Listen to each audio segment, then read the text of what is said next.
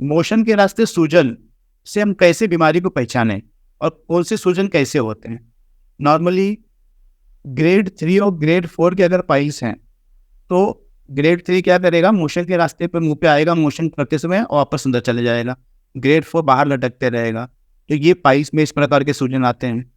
Second number Fisher में, जब आपको मोशन के रास्ते मैंने स्किन फट जाता है जो समझाया था, उसके कारण एक सेंटिनल टैग आ जाता है जो कि पाइल्स नहीं है, एक सेंटिनल टैग है।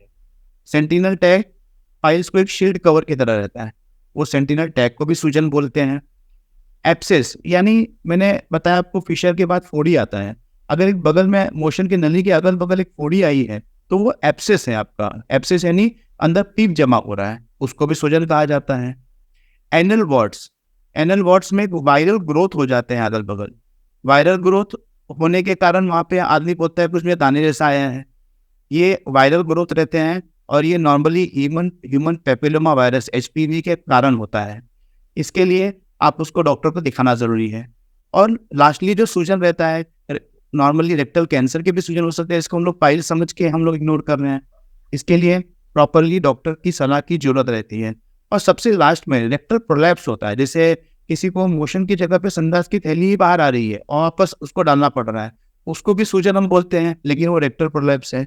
इसका प्रॉपर डायग्नोसिस आपका डॉक्टर ही करेगा, आप उसको दिखा लीजिए। और कोई भी बीमारी नॉर्मल भी हो सकती है, लेकिन अगर कोई एबनॉर्मल कैंसरस है तो आपको एक समस्या की तरफ लेके जाएगी। इसके लिए इनिशियल फेज पे डायग्नोसिस करके इलाज करना उचित रहता है। सूजन पाइल्स के हो सकते हैं, एनल फिशर के सेंटिनल टैग के सूजन हो सकते हैं, और एप्सिस के सूजन हो सकते हैं, वॉर्ड्स के सूजन हो सकते हैं, कैंसर के सूजन हो सकते हैं और रेक्टल प्रोलैप्स के सूजन हो सकते हैं। इस सब को हम लोग एक नॉर्मल सूजन की तरह ही एक पेशेंट लेता है, लेकिन उसको डायग्नोसिस डिफरेंशिएट एक डॉक्टर करता है। अगर पाइल्स होगा तो उसका डायग्नोसिस ये होगा कि आपको ब्लीडिंग हो रहा होगा साथ में, और फ्रेश ब्लीडिंग हो रहा होगा और मोशन के साथ विदाउट मिक्स हो रहा होगा। ये डॉक्टर कैसे चेक करेगा? डॉक्टर ये एनोस्कोपी या प्रोटोस्कोपी चेक करके करेगा। आपको सेंटिनल पाइल है तो आपको पेन जरूर हो रहा होगा और ब्लीडिंग बहुत कम हो रही होगी, मोशन को लग के ब्लड आ रहा होगा। इसका आप स्वयं से इतना डायग्नोसिस कर सकते हैं कि आपको एनल फिशर जैसा कुछ है। लेकिन डॉक्टर कैसे चेक करेगा? डॉक्टर फिंगर से पीआर करेगा, प्रोटोस्कोप डालेगा, उस पर एक लंबा फिशर बेड मिलेगा और बाहर एक छोटा सूजन जैसा मिलेगा। ये हो गया फिशर का। एप्सिस में पेशेंट कैसे डायग्नोस करेगा? एप्सिस में मल द्वार के अगल बगल एक फोड़ी आ जाएगी, वो फोड़ी जैसे आएगी दूसरे दिन आपको हल्का बुखार आना चालू हो जाएगा, आपको ठंडी लग के बुखार आएगा। ये पेशेंट का डायग्नोसिस हो गया। डॉक्टर आपका ब्लड टेस्ट करेगा, आपका WBC काउंट एनालाइज करेगा, इन्फेक्शन कितना है, और उसको निकाल के एप्सिस को ड्रिल कर देगा। एनल वार्ड में आपको एक जैसे पिंपल्स हम लोग को आते हैं वैसे ही दाने दाने ग्रोथ हो जाते हैं। वो दाने दाने ग्रोथ, वो पेन कुछ नहीं करेंगे, ना ब्लीडिंग करेंगे, ना कुछ करेंगे, लेकिन वो बहुत दिनों से रहेंगे। एनल वार्ड का टेस्ट जो रहता है वो डॉक्टर एक सैंपल निकालता है, HPV टेस्ट के लिए भेजता है। HPV अगर पॉजिटिव आ गया तो ह्यूमन पेपिलोमा वायरस पॉजिटिव है तो एनल वार्ड। एनल कैंसर को इन्वेस्टिगेट करने के लिए आपको एक गांठ रहेगा जो कि दर्द ही नहीं कर रहा है आपको, या कभी हल्का फुल्का दर्द कर रहा है, लेकिन वो कड़क जैसा दिखेगा वहाँ पे। स्लोली वो गांठ का साइज बढ़ रहा होगा आपका। वो गांठ का साइज अगर स्लोली बढ़ रहा है तो आप MRI एनल कैनाल करा लीजिए डॉक्टर के परामर्श से। एग्जैक्टली वो कैंसर है कि नहीं वो मालूम पड़ जाएगा। पाइल्स अगर आपका सूजन है तो आपको अगर ग्रेड 1 ग्रेड 2 है जिसमें आपको सूजन आती ही नहीं बाहर, फिर ब्लीडिंग होता है, पाइल्स में डॉक्टर आपको स्क्लेरोथेरेपी करेगा, रबर बैंड लाइगेशन करेगा, डाइट देगा, डाइट से आपको सही करेगा। ग्रेड 3 और ग्रेड 4 पाइल्स हैं तो डॉक्टर डिसाइड करेगा उसको लेजर करना है, हेमरेक्टोमी करना है, स्टेपलर थेरेपी करना है, या उसको कौन सा ट्रीटमेंट करना है वो डॉक्टर डिसाइड करेगा। ये हो गया पाइल्स में। सेंटिनल पाइल जो मैंने बताया छोटा सूजन आता है वो एक्चुअली फिशर की वजह से होता है। फिशर का चमड़ी जो वहाँ पे पेन हो रहा है एनोडर्म पे, डॉक्टर अगर एक्यूट फिशर है जिसकी हिस्ट्री केवल हफ्ते 2 हफ्ते है तो उसको दवाइयों से ठीक किया जाएगा। लेकिन अगर आपका फिशर 3 हफ्ते से पुराना है और सेंटिनल टैग आ गया है और ग्रोथ वहाँ पे हो रहा है अगल बगल टिश्यू का, तो उसको डॉक्टर ऑपरेशन करेगा जिसमें वो फिशर के बेड को सब निकाल देगा। लेज़र से हिस्टेरोटॉमी और फिशर बेड लेज़र से निकाल सकते हैं जिसमें हीलिंग फास्ट होता है। एप्सिस का सूजन जिसमें मैंने बताया आपको फोड़ी जैसा आता है, उसमें डॉक्टर क्या ट्रीटमेंट करेगा?